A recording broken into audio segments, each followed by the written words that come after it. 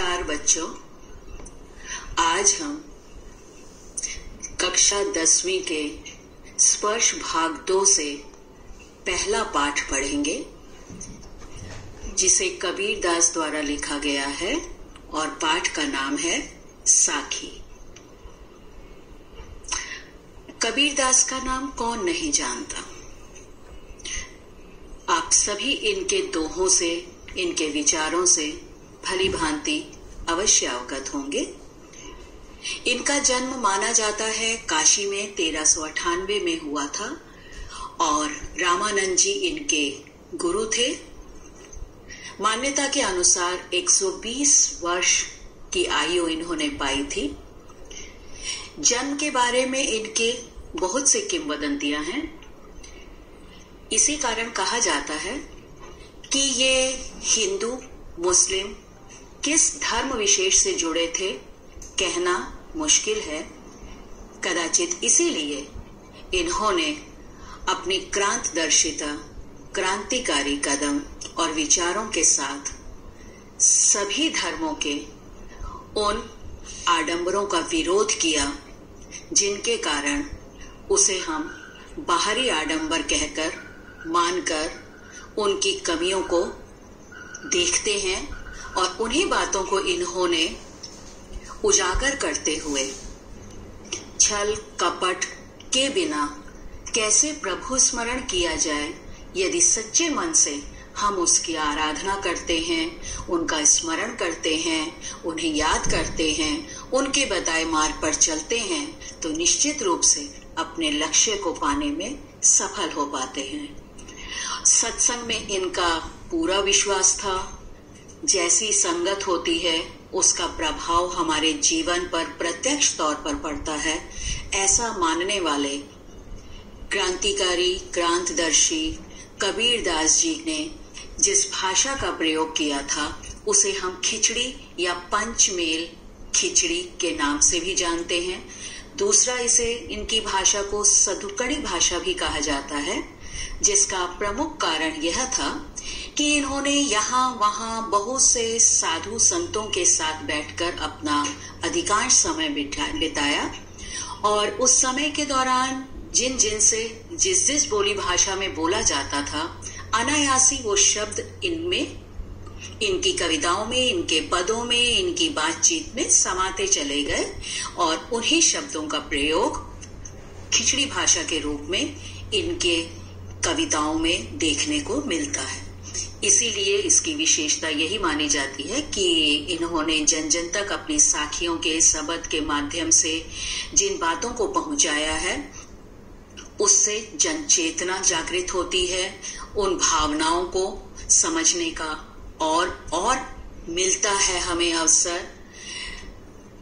साखी शब्द का अर्थ ही होता है साक्षी और साक्षी का अर्थ है कि प्रत्यक्ष रूप से जिस ज्ञान को हम प्राप्त कर पाते हैं। प्रत्यक्ष होता है आंखों के सामने।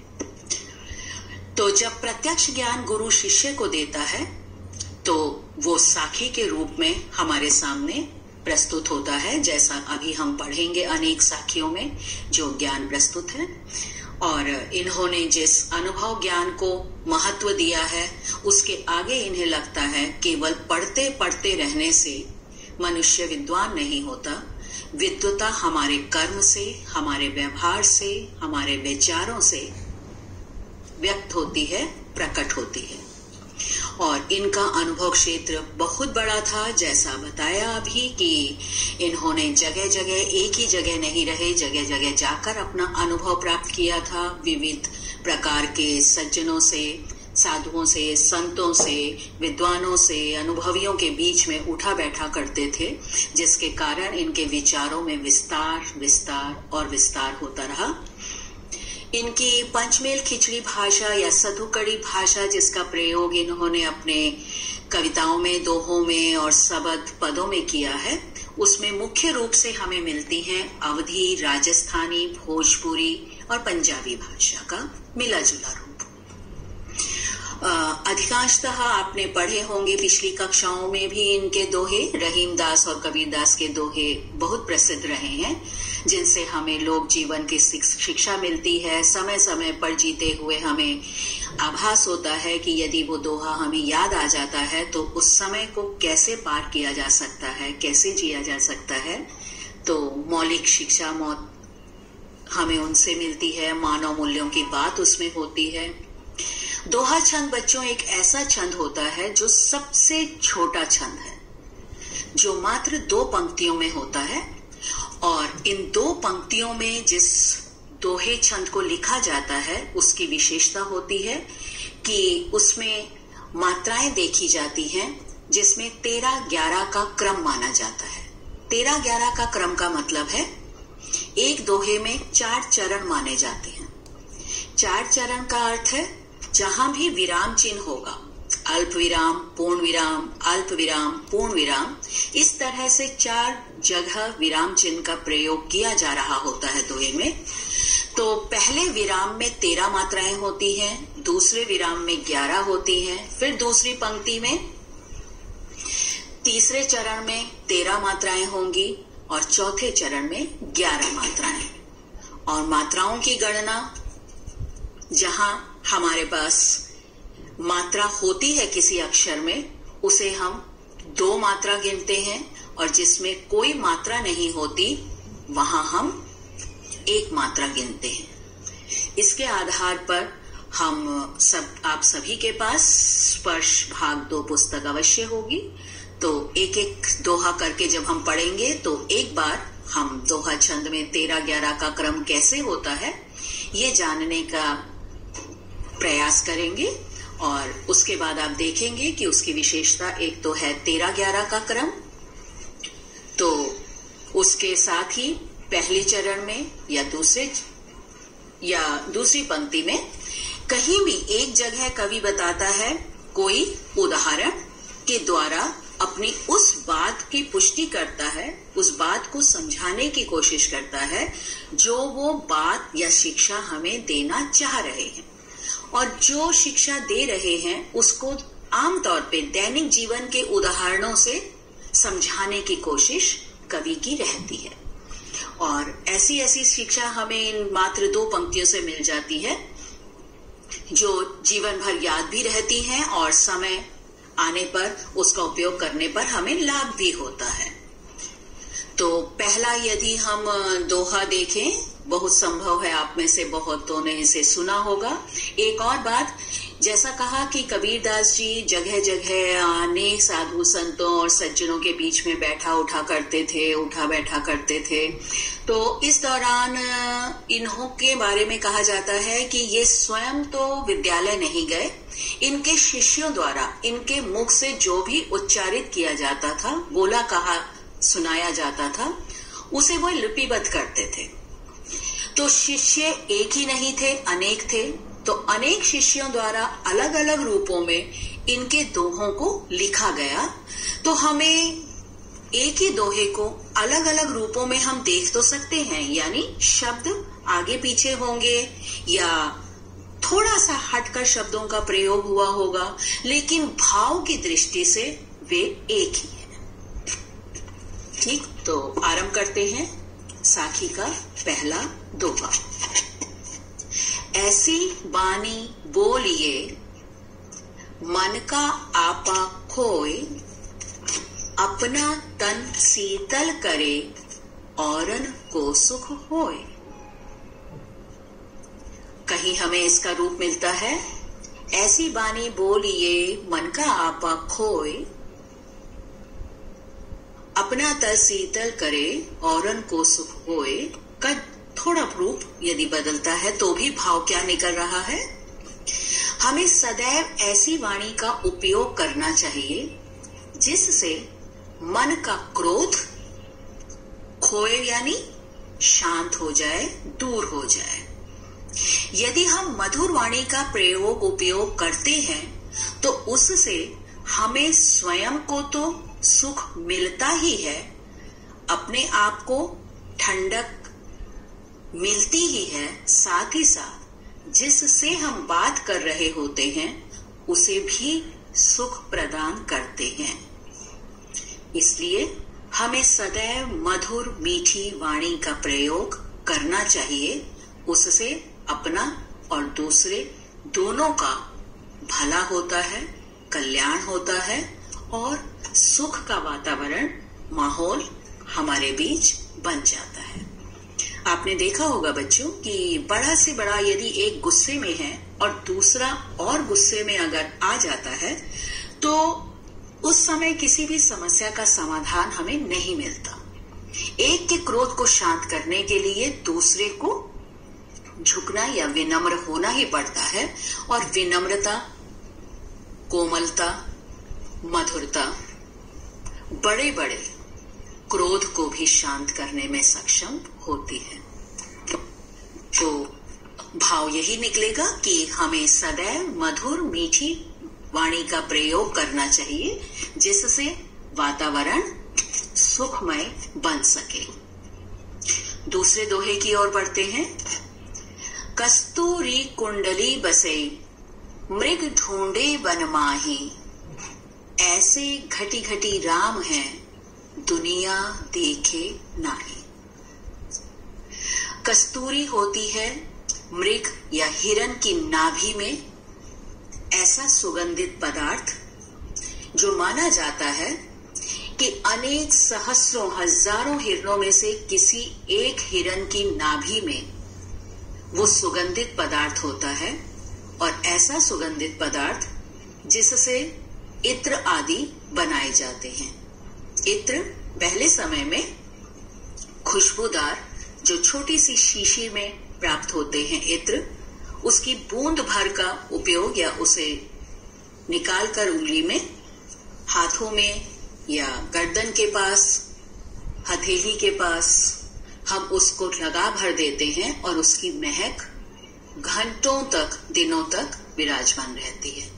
तो वो जो इत्र तैयार किया जाता है वो यही सहस्रों हिरणों में से किसी एक हिरण की नाभि में जो कस्तूरी है उसी से बनाए जाते हैं, उसी से निर्मित किए जाते हैं। तो उसका जिक्र करते हुए कवि का कहना है कि एक हिरण है जिसकी नाभि में कस्तूरी निवास करती है और जब वो उस कस्तूरी से आने वाली खुशबू से इतना मंत्रमुग्ध हो जाता है कि वो जानना चाहता है ये खुशबू, सुगंध आ कहां से रही है। और उसे ढूंढने के लिए क्या करता है हिरण? पूरे जंगल भर में चक्कर चक्कर काटता चला जाता है कि ये खुशबू है कहां। पर वो ये नहीं जानता कि स्वयं उसी की नाभि से वो खुशबू आ रही है। ठीक उसी प्रकार हम देखते हैं कि मनुष्य जाति भी ईश्वर को पाने के लिए ऐसे घटी घटी राम है दुनिया देखे नाही।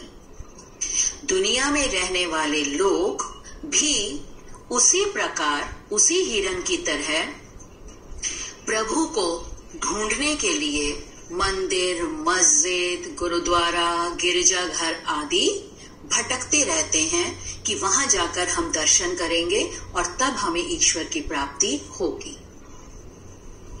वे अज्ञानी ये नहीं जानते कि ईश्वर तो हमारे ही हृदय में विराजमान रहते हैं, हमारे ही हृदय में, हमारी ही आत्मा में, हमारे ही अंतर्मन में है। उन्हें ढूंढने के लिए यहाँ वहां तीर्थ स्थानों में जाने की आवश्यकता नहीं है।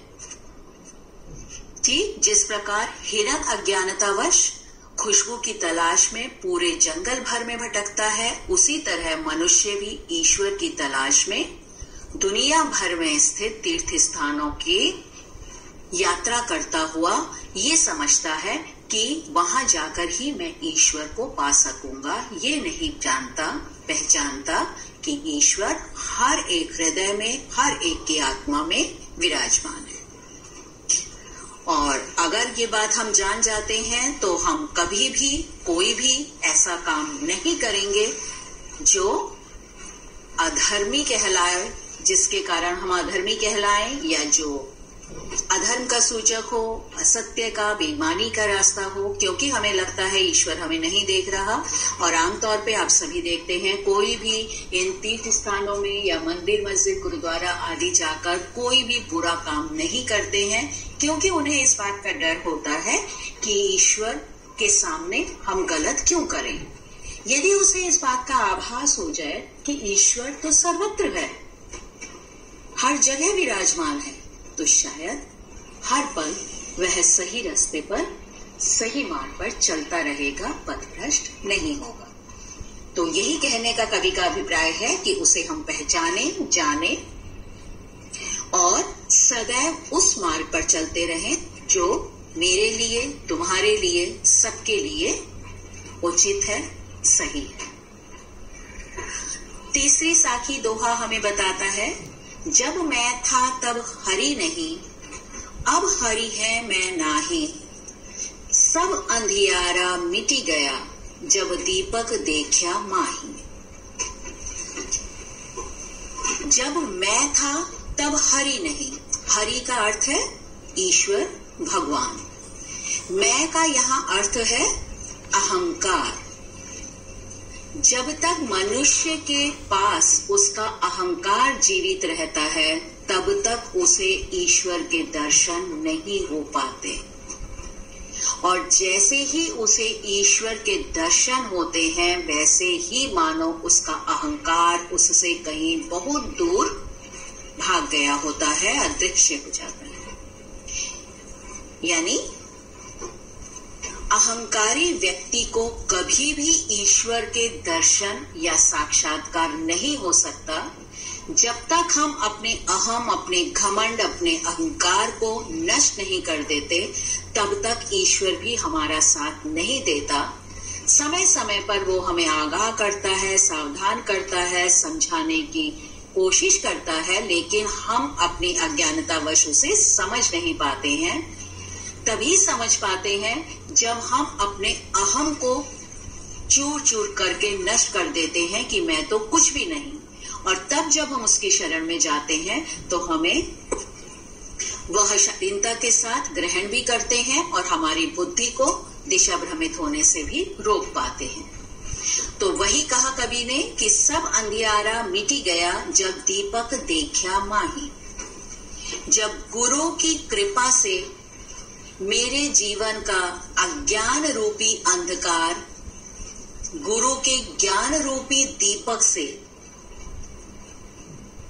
शिष्य का अज्ञान रूपी अंधकार मिट गया, तभी उसने जाना कि अहंकार ही ज्ञान के मार्ग में बाधक है। जब तक हम अहंकारी होते हैं, तब तक हमें ज्ञान का बोध नहीं होता, ज्ञान मिल नहीं पाता, किसी भी वस्तु, स्थिति, घटना को हम पूरी तरह समझ नहीं पाते। उसके लिए हमें सबसे पहले अपने अंदर का अहम नष्ट करना होगा, खत्म करना होगा। अगला पद चौथे दोहा हमें बोलता है, सुखिया सब संसार है, खाए अरु सोवे, दुखिया दास कबीर है, जागे अरु रोवे। कबीरदास जी कहते हैं, क्या विडंबना है कि संसार में वो सब लोग सुखी हैं जो खाते हैं, पीते हैं और सो जाते हैं, चैन की बंसी बजाते हैं। दुखी कौन होता है? कबीरदास की तरह ऐसे समाज सुधारक केवल दुखी होते हैं जो लोगों के दुखों को दूर करने के लिए दिन रात विचार करते हैं, चिंता करते हैं और ये सोचते हैं कि कैसे उनके दुखों को दूर किया जाए। ये सोच सोचकर वो सो नहीं पाते और कोई ना कोई उपाय अपने दिमाग में विचार करते रहते हैं, कैसे उनके दुखों का निवारण हो। और उसके लिए कोई ना कोई मंथन, कोई ना कोई चिंतन उनके दिमाग में चलता रहता है। जागे अरु रोवे, यानी जागता रहता है, विचार करता रहता है। रोने का मतलब केवल आंसू बहाना नहीं है यहाँ। इसका अर्थ है कि दुखी होता है दूसरों के दुख को देखकर और चाहता है कि उसके दुखों को जल्द से जल्द दूर करूं और दूर करने के लिए क्या उपाय करूं जिससे वो अपने कष्ट पीड़ा से मुक्त हो सके। और जो इन सब बातों की फिक्र नहीं करते, केवल अपने बारे में सोचते हैं, वो खाते हैं, पीते हैं और सो जाते हैं। दीन दुनिया से उन्हें कोई मतलब नहीं होता और तब वो सोचते हैं वाह क्या जिंदगी है। लेकिन कबीरदास जैसे जो सुधारक होते हैं, औरों के दुख से दुखी होते हैं, उनके दुख को दूर करना चाहते हैं, वास्तव में वे ही सच्चे मनुष्य होते हैं। ठीक, तो ये हमारी बुद्धि पर निर्भर करता है कि हम कौन सा मार्ग अपनाना चाहते हैं, मस्त रहने वाला या दूसरों के दुखों को दूर करते हुए सुख पाने वाला। उससे जो बाद में अद्भुत सुख मिलता है, दूसरे के लिए निस्वार्थ भाव से काम करके, वही रास्ता वास्तव में अपनाने योग्य होता है, जो तुम्हारे कर्मों के कारण आगे जाकर तुम्हें अमर भी बनाता है। अगला दोहा बोलता है, विरह विहंगम तन बसे, मंत्र न लागे कोय, राम वियोगी ना जीवे, जीवे तो बौरा होए।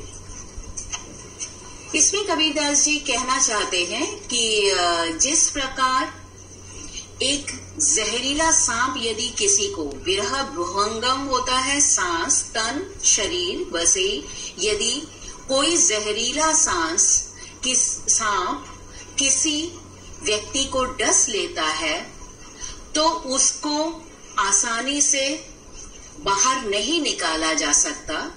यदि ये सोचा जाए कि मंत्र फूंका जाए, किसी ओझा को बुलाया जाए, किसी पंडित को बुलाया जाए और इस मंत्र सांप के दंश किए हुए, काटे हुए इस जहर को शरीर से बाहर निकाला जाए, तो वो बहुत मुश्किल होता है। यदि वो शरीर के अंदर पहुंच चुका है जहर, तो पूरे शरीर पर अपना ऐसा असर करता है कि वह व्यक्ति विशेष जिसे डसा होता है सांप ने, उसकी स्थिति एकदम पागलों की सी, विक्षिप्त सी हो जाती है, छटपटाने लगता है और उसका अंत निश्चित हो जाता है, मृत्यु हो ही जाती है।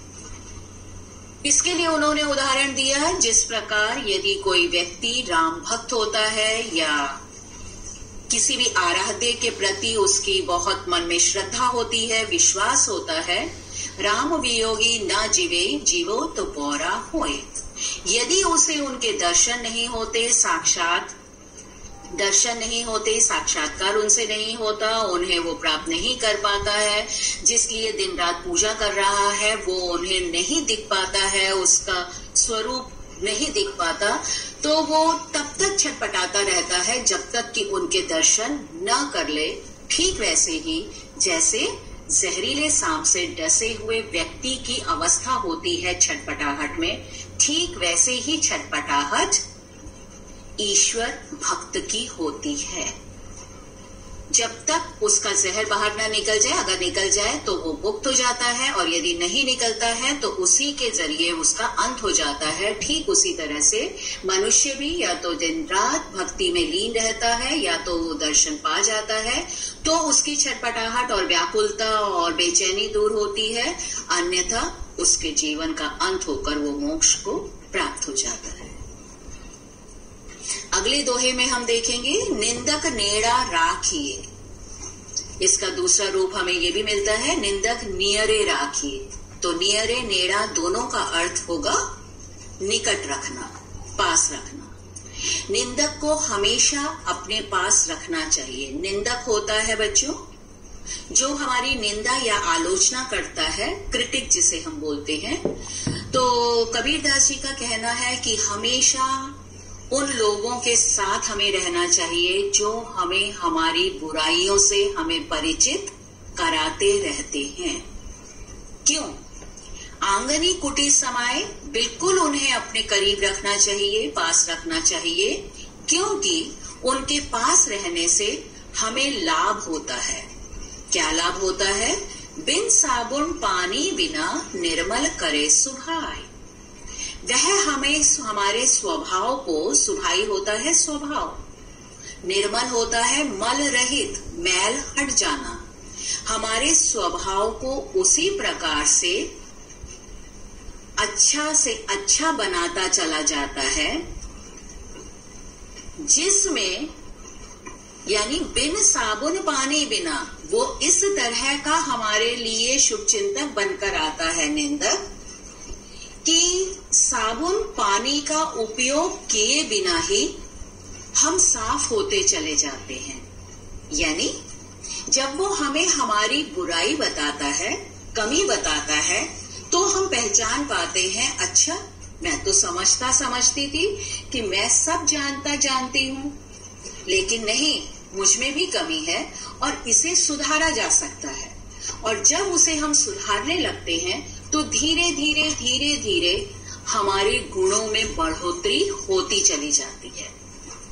अनेक अवगुणों से हम मुक्त होने लगते हैं और गुणों का हम में वर्धन होने लगता है, बढ़ोतरी होने लगती है। इसलिए कभी भी निंदक को अपना दुश्मन न समझे। यदि वह ईर्ष्या नहीं करता तुमसे तो वास्तव में वो तुम्हारा शुभ चिंतक है। विशेषकर आप देखते हैं आपके माता पिता, आपके बड़े पूर्वज या आपके शिक्षक जन जो होते हैं, जब तुम्हारे सामने कुछ बातें बताते कहते हैं और तुम्हें गुमराह होने से रोकते हैं, तुम्हें सही रास्ते पर ले जाने के लिए नई नई बातें बताते हैं और तुम्हारे अंदर जो कमी है उसको बार बार उजागर करते हैं, तो उसके पीछे उद्देश्य होता है तुम्हें उन कमियों से मुक्त करना और तुम्हारे अंदर अच्छाइयों को लाना। तो उन बातों का हमें ध्यान रखना चाहिए और उनके प्रति हमें कृतज्ञ होना चाहिए, एहसानमंद होना चाहिए कि वो हमें पथभ्रष्ट होने से रोक रहे हैं। अगला दोहा देखिए, पोथी पढ़ी पढ़ी जग मुआ, पंडित भया न कोई, एकई आशीर पीव का। कई जगह हमें मिलता है एकई आखर प्रेम का, पढ़े सो पंडित होय। तो इसका अर्थ है पोथियां होती हैं बड़ी बड़ी मोटी मोटी पुस्तकें, बहुत बड़े आकार वाली मोटी बड़ी पुस्तकें। केवल पुस्तक पढ़ते पढ़ते रहने से पंडित यानी ज्ञानी भया न कोई ज्ञानी नहीं हो पाता। ज्ञानी होने के लिए केवल पुस्तकीय ज्ञान की आवश्यकता नहीं होती।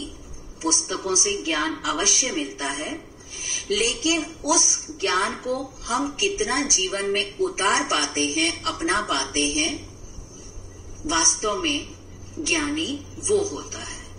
केवल पढ़ते रहने से डिग्रियां तो हासिल हो सकती हैं, प्राप्त हो सकती हैं, लेकिन जरूरी नहीं है कि वो इंसान ज्ञानी हो। जो जितना उन बातों का अनुकरण करता है, उन्हें सीखता है, उसी को हम सच्चे अर्थों में ज्ञानी कह सकते हैं। इसीलिए अगली पंक्ति में कहा गया है, एकई आशीर पीव का। यदि कोई प्रेम का अक्षर जान जाए, यानी प्रेम करना जान जाए, प्रेम के साथ भाईचारा भ्रातृत्व की भावना के साथ सबको एक लेकर जो चलता है, वास्तव में पंडित ज्ञानी वही है। पढ़े सुपंडित होए कहने का अर्थ जिसमें मनुष्यता और इंसानियत का गुण होता है, इंसानियत के नाम पर जो दूसरे इंसान के साथ व्यवहार करता है, वास्तव में ज्ञानी वही है। हमगर जाल्या आपना, अगला और अंतिम दोहा। हम यानी अपने लिए बोल रहे हैं, वो स्वयं के लिए। मुझ जैसे, कवि का कहना है, मैं और मुझ जैसे अनेक ऐसे हैं जो अपना घर जलाकर आपना लिया मुराड़ा हाथी, यानी अपने ही हाथों से अपना घर जलाने का अर्थ है कि जो लोग मोह माया से मुक्त होकर किसी महान लक्ष्य के लिए घर बार अपनों को छोड़ देते हैं, वो आगे जाकर एक महान लक्ष्य को पाते हैं और कोई ऐसा बड़ा काम करते हैं जिससे बहुत बड़े समुदाय का भला होता है। यदि अकेले अकेले हम अपने लिए जीते हैं तो वो अपने को तो सुख दे सकता है, लेकिन विशाल समुदाय, समाज, राष्ट्र के लिए कुछ करना चाहते हो तो उसके लिए हमें मोह माया का बंधन त्यागना होगा, छोड़ना होगा। अब घर जालिया आपड़ा लिया मुराड़ा हाथी, मुराड़ा होता है जलती हुई लकड़ी। तो यहाँ पे हम शाब्दिक अर्थ न लेके इसका भाव लेंगे। अब घर जालों तास का जे चले हमारे साथी। जिस प्रकार किसी महान लक्ष्य को पाने के लिए हमें घर परिवार, माता पिता, भाई बहन का साथ छोड़ना पड़ता है और एक बड़े समुदाय के साथ जुड़कर एक महान लक्ष्य को हम पा सकते हैं। यदि कोई और उस महान लक्ष्य में अपना योगदान देना चाहता है तो मेरे साथ सहर्ष खुशी खुशी चले। उसे भी इस शर्त के साथ आना होगा कि मोह माया जैसे भावों को छोड़कर ही हमारा साथ दे सकेगा। और यदि हम एक महान लक्ष्य के लिए एक साथ आगे बढ़ेंगे तो निश्चित रूप से हमें वो लक्ष्य प्राप्त होगा, उसमें हम सफल बनेंगे। और इसी के साथ यदि हम प्रश्न अभ्यासों पर आए, पाठ के अंत में दिए गए प्रश्न, तो कविता और दोहे के आधार पर हम अगर समझ सके हैं तो सभी का बहुत आसानी से उत्तर दे सकेंगे। मीठी वाणी बोलने से लोगों को सुख मिलता है क्योंकि उन्हें सुनने में अच्छा लगता है, और यदि हम दूसरे को सुख देते हैं तो स्वाभाविक रूप से हमारे शरीर को भी उससे सुख मिलता है, शीतलता प्राप्त होती है। दीपक दिखाई देने पर जब ज्ञान रूपी दीपक प्रकाशित होता है तो अज्ञान रूपी अंधकार मिट जाता है। साखी के संदर्भ में यही अर्थ आएगा। ईश्वर कण कण में व्याप्त है, जिस तरह कहा कि उसके लिए हमें मंदिर, मस्जिद, गुरुद्वारा, चर्च, गिरजाघर जाने की आवश्यकता नहीं होती है। हिरण की नाभि में स्थित कस्तूरी की भांति हर एक मनुष्य को ये समझना चाहिए कि हर एक मनुष्य के अंदर ईश्वर विराजमान है, इसलिए उन्हें देखने के लिए, उन्हें पाने के लिए दर दर भटकने की आवश्यकता नहीं है। स्वयं को पहचानो और हर पल सही नेक रास्ते पर चलो। हर एक जगह, हर एक वस्तु में, हर एक स्थान में ईश्वर का निवास है। उसके लिए कोई 1, 2, 3 निश्चित नहीं है स्थान। संसार में सुखी वही है जो कविता के दोहे के आधार पर यदि देखें तो जो खाता है, पीता है, सोता है। यहां सोने का अर्थ है जो जागृत नहीं है, जागरूक नहीं है और जागृत नहीं है, पूरी तरह से जागा हुआ नहीं है, जिसकी चेतनाएं सोई हुई हैं। और जागने का अर्थ है जो इसकी चेतनाएं जागी हुई हैं, अर्थात जो दूसरों के दुख को देखकर दुखी होता है और उसे दूर करने का प्रयास करता है, वो है जागा हुआ इंसान। और सोया हुआ कौन है? सोना किसको कहा गया है? सोना है एक तरह से क्रिया। सोया हुआ वो है जिसके अंदर किसी भी तरह की कोई ऐसी भावना नहीं है जो दूसरे के दुख से दुखी होती हो, जिसमें मनुष्यता नहीं है, वो एक तरह से सोया हुआ है। और इसका प्रयोग इसी अर्थ में यहाँ किया गया है। मनुष्य के स्वभाव को निर्मल रखने के लिए कबीरदास जी ने बताया है कि हमें निंदकों को अपने पास ही रखना चाहिए और उनसे दोस्ती करनी चाहिए, क्योंकि वही ऐसे अच्छे और सच्चे अर्थों में दोस्त होते हैं जो हमें हमारी कमियों के बारे में बताकर हमारे अवगुणों को दूर करते हैं और हम में गुणों को भरते चले जाते हैं, गुणों की भरमार करते हैं। एक ही आशीर पीव का पढ़े सुपंडित होए, प्रेम पूर्वक भाईचारे के साथ, भ्रातृत्व भावना के साथ जो जीवन जीता है, वास्तव में वही ज्ञानी है वही मनुष्य है। कबीर जी की साखियों की भाषा जैसा बताया है, इन्होंने पंचमेल खिचड़ी भाषा का प्रयोग किया था, और जिसमें मुख्य रूप से हमारे पास जो 5 भाषाएं आती हैं, वो उन 5 भाषाओं के पंचमेल खिचड़ी या सदुकड़ी भाषा में जिन 5 मुख्य भाषाओं का प्रयोग किया गया है वे हैं अवधी, राजस्थानी, भोजपुरी, पंजाबी और कहीं कहीं ब्रज का प्रयोग किया गया है। तो ये 5 प्रमुख भाषाएं हैं जिनका प्रयोग किया गया है। ऐसी सीधी सरल भाषा का प्रयोग किया जिससे लोग उसे आसानी से समझ सकें, उनके भावों को पढ़ सकें, समझ सकें और उन भावों के अनुसार अपना जीवन यापन करके अपने जीवन को सुखी और धन्य बना सकें।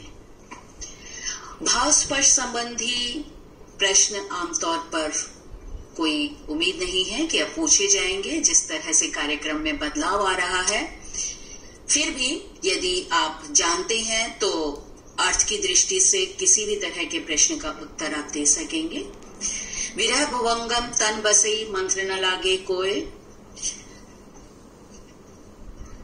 अपने प्रभु की बिना जो भक्त की स्थिति होती है वो वैसी ही होती है जैसे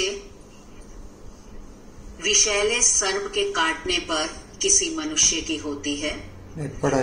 उसके बिना जब तक वो निकल नहीं जाता है जहर, वो छटपटाता है, व्याकुल रहता है, आकुल रहता है। उसी तरह भक्त भी ईश्वर से मिलने तक की अवस्था में व्याकुल आकुल दिखाई देता है। अगले पंक्ति का भाव कस्तूरी कुंडली बसे मृग ढूंढे बनमाही में आप कह सकते हैं कि ईश्वर को पाने के लिए यहाँ वहाँ दूर दूर तक तीर्थ स्थलों में भटकने की आवश्यकता नहीं है। वह हमारे ही भीतर ईश्वर है, उसे हम देखने का प्रयास करें। जब मैं था तब हरि नहीं, अब हरि है मैं नाही। हमारा अहम रूपी अंधकार यदि दूर हो जाता है, अहंकार के जाते ही हमें ईश्वर का सहारा और स्वरूप नजर आने लगता है। भाव यही निकलेगा। पोथी पढ़ी पढ़ी जग मुआ पंडित भया न कोय। केवल पुस्तकीय ज्ञान या डिग्रियों को पाना ही ज्ञानी होना नहीं है, विद्वता का परिचायक नहीं है। यदि वास्तव में हम विद्वान और ज्ञानी हैं तो हमें मनुष्यता का प्रचार प्रसार और जीवन जीना होगा। और भाषा अध्ययन के अंतर्गत आमतौर पर हम देखते हैं इस तरह की बातें आती हैं जो व्याकरण संबंधी होती हैं और जिससे हमारी भाषा का और विकास होता है, वृद्धि उन्नति और द्वार खुलते हैं। तो इसमें जिन जिन शब्दों का प्रयोग किया गया है वो यही कि अलग अलग अवधी, राजस्थानी, पंजाबी, ब्रज जो शब्द हैं उनको हिंदी में यदि जाना जाए तो वो क्या क्या होंगे तो वो आप जानेंगे। जैसे जीवई को जीना कहते हैं, औरन और होता है माही के अंदर हमारे अंतर्मन में, देखया देखकर, भुवंगम होता है सांप, नेड़ा निकट यानी पास, आंगणी अपने आंगन में अपने घर के आसपास, साबण रूप जो है हम देखते हैं कि हरियाणा का प्रभाव, राजस्थान का प्रभाव इसमें है, जिसका अर्थ है साबुन, मुवा, मूर्ख, पीव, पीड़ा, जालौं, जलाना, तास, ताश उसका तद्भव रूप। तो इस तरह से जब हम सब शब्दों का अर्थ जानने लगते हैं तो उसके अर्थ को, भाव को समझने में और आसानी होती है। आशा है आप सभी ने इन दोहों को समझा होगा और समझकर यथासंभव उसे जीवन में अपनाने का प्रयास करेंगे।